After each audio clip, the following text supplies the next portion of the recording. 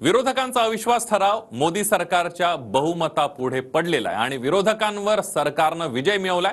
मात्र मतदानाआधी पंतप्रधान नरेंद्र मोदींनी काँग्रेस विरोधकांच्या इंडियावर जोरदार प्रहार केलाय. तसंच राहुल गांधींच्या टीकेवर सुद्धा मोदींनी पलटवार केलाय. बघूया त्यावरचाच एक स्पेशल रिपोर्ट.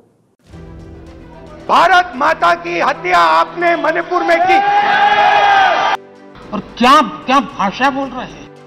भारत मां की मृत्यु की कामना करते नजर आ रहे हैं. लंका को हनुमान ने नहीं जलाया था, लंका को रावण के अहंकार ने जलाया था. और ये बिल्कुल सच है. हनुमान ने लंका नहीं जलाई, घमंड ने जलाई और इसलिए 440 हो गए, 400 से 40 हो गए.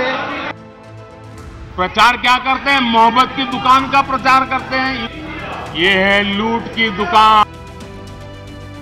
अविश्वास ठरावावरून विरोधक आणि विशेषतः राहुल गांधींनी आक्रमकतेनं मोदी सरकारवर निशाणा साधला होता. हिंदुस्तान को मणिपुर में मारना चाहते हो.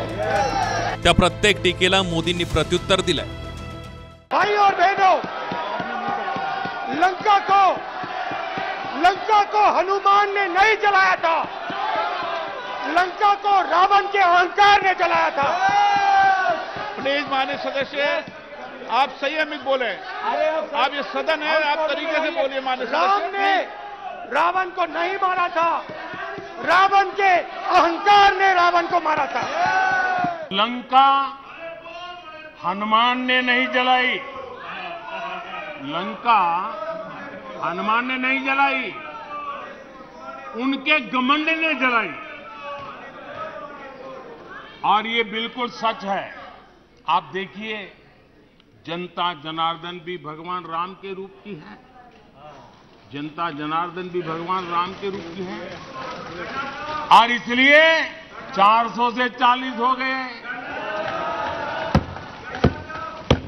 हनुमान ने लंका नहीं जलाई, घमंड ने जलाई और इसलिए 440 हो गए, 400 से 40 हो गए. स्पीकर सर, इन्होंने मणिपुर में हिंदुस्तान की हत्या की है. सिर्फ मणिपुर की नहीं, हिंदुस्तान की हत्या की है. इनकी राजनीति ने मणिपुर को नहीं, हिंदुस्तान को मणिपुर में मारा है. हिंदुस्तान को कत्ल किया है, हिंदुस्तान का मर्डर किया है मणिपुर में. आदरणीय अध्यक्ष महोदय, यहां सदन में मां भारती के बारे में जो कहा गया है, उसने हर भारतीय की भावना को गहरी ठेस पहुंचाई.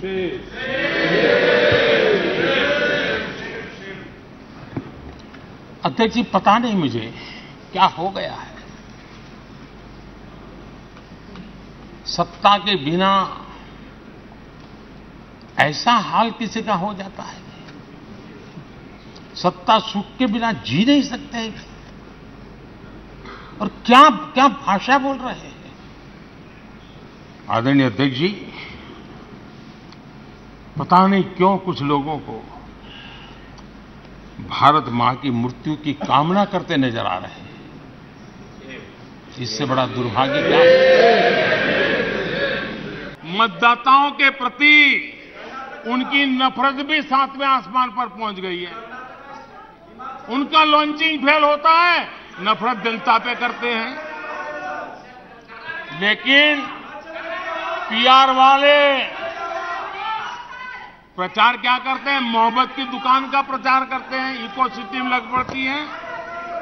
इसलिए देश की जनता भी कह रही है, ये है लूट की दुकान, ये है लूट की दुकान, झूठ का बाजार. ये है लूट की दुकान, झूठ का बाजार. इसमें नफरत है, घोटाले हैं, तुष्टीकरण है, मन काले हैं. परिवारवाद की आग के दशकों से देश हवाले है. और तुम्हारी दुकान ने इमरजेंसी बेची है, बंटवारा बेचा है, सिखों पर अत्याचार बेचा है, झूठ कितना सारा बेचा है, इतिहास बेचा है, उरी के सच के प्रमाण बेचा है। शर्म करो नफरत की दुकान वालों, तुमने सेना का स्वाभिमान बेचा है।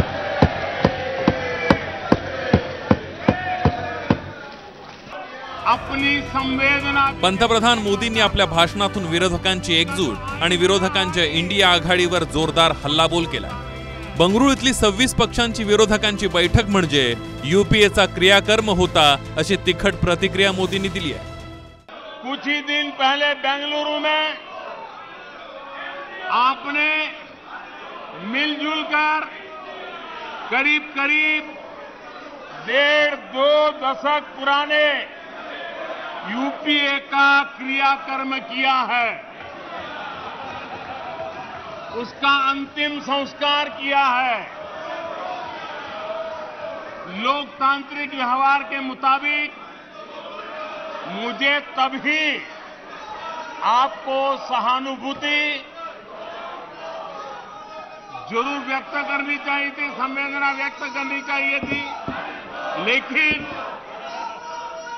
देरी में मेरा कसूर नहीं है, देरी में मेरा कसूर नहीं है, क्योंकि आप खुद ही एक और यूपीए का क्रियाकर्म कर रहे थे और दूसरी ओर जश्न भी मना रहे थे। ये इंडिया गठबंधन नहीं है, ये इंडिया गठबंधन नहीं है, एक घमंडिया गठबंधन है। ये इंडिया गठबंधन नहीं है, घमंडिया गठबंधन है। और इसकी बारात में हर कोई दूल्हा बनना चाहता है, सबको प्रधानमंत्री बनना है। पुराने पापों का मोदींचा आपल्या भाषणातून अधिक रोख हा काँग्रेस, विशेषतः सोनिया गांधी आणि राहुल गांधींवरच होता। सर्जिकल स्ट्राइक, कोरोना लसीवरूनही काँग्रेसला त्यांनी घेरलं। देश के कोटि कोटि नागरिकों ने भारत के वैक्सीन पर विश्वास जताया। भारत के वैज्ञानिकों ने मेड इन इंडिया वैक्सीन बनाया। उन्हें भारत के वैक्सीन पर भरोसा नहीं, उनको भारत के वैक्सीन पर भरोसा नहीं, विदेशी वैक्सीन पर भरोसा, ये इनकी सोच रही।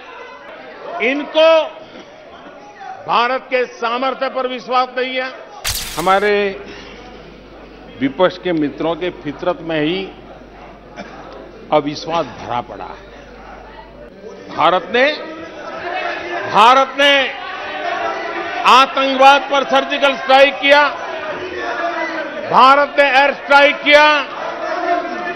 इनको भारत की सेना पर भरोसा नहीं था, उनको दुश्मन के दावों पर भरोसा था। ये इनकी प्रवृत्ति थी। भारत के लोगों का कांग्रेस के प्रति नो कॉन्फिडेंस का भाव बहुत गहरा है।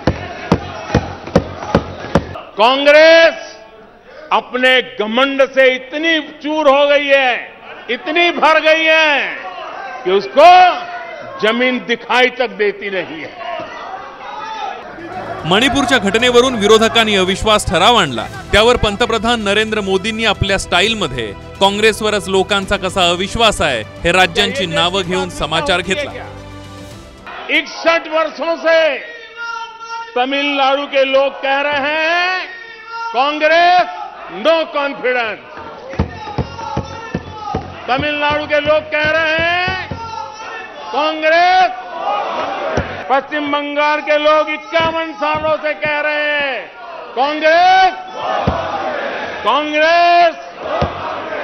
उत्तर प्रदेश और बिहार और गुजरात कांग्रेस आखिरी 1985 में जीती थी। पिछले 38 वर्षों से वहां के लोगों ने कांग्रेस को कहा है, वहां के लोगों ने कांग्रेस को कहा है। त्रिपुरा में उन्हें आखिरी बार 1988 में जीत मिली थी।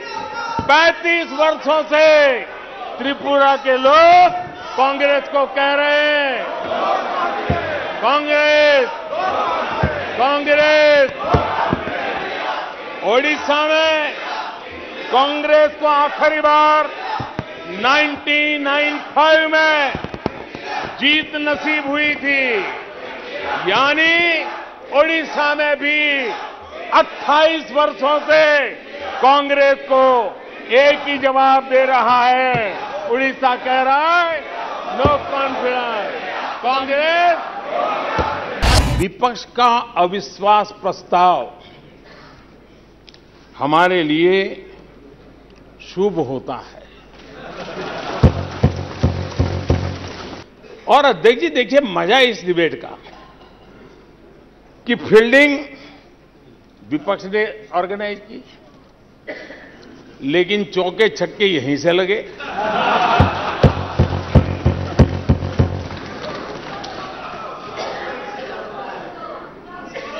और विपक्ष नो कॉन्फिडेंस मोशन पे नो बॉल पर ही करते आगे चलता जा रहा है।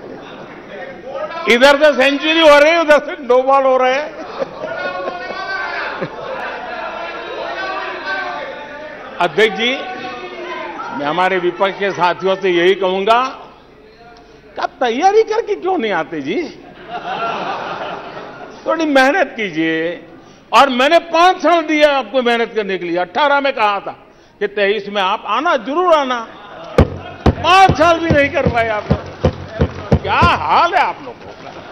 पूरी 2024 मध्येही आपणच पुन्हा येणार असं सांगत देशाला 3ऱ्या क्रमांकावर आणणार असा विश्वासही मोदींनी व्यक्त केलाय।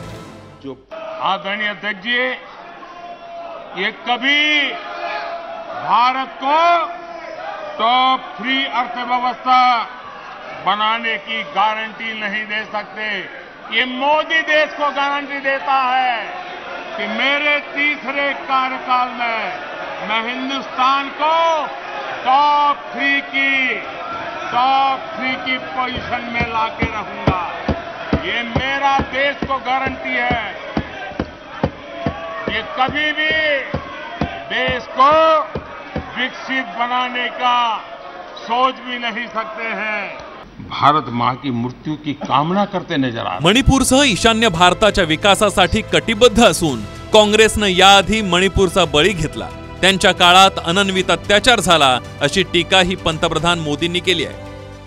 अगर इन्होंने गृह मंत्री जी की मणिपुर की चर्चा पर सहमति दिखाई होती तो अकेले मणिपुर विषय पर विस्तार से चर्चा हो सकती थी, हर पहलू पर चर्चा हो सकती थी और उनको भी बहुत कुछ कहने का मौका मिल सकता था, लेकिन उनको चर्चा में रस नहीं था। और कल अमित भाई ने विस्तार से इस विषय की चीजें जब रखी तो देश को भी आश्चर्य हुआ है कि लोग इतना झूठ फैला सकते हैं, ऐसे ऐसे पाप करके गए हैं लोग। मोदींच्या भाषणानंतर अविश्वास ठरावावर मतदान झालं आणि विरोधकांचा पराभव करत अविश्वास ठरावावर मोदी सरकारनं विजय मिळवला। मात्र या प्रस्तावाच्या निमित्तानंच का होईना या अधिवेशनात चर्चा तरी झाली। Bureau report, TV9 Marathi.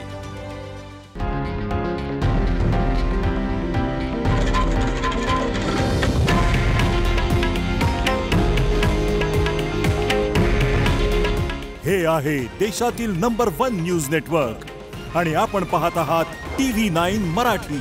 काळजी तुमची, हित महाराष्ट्राचं।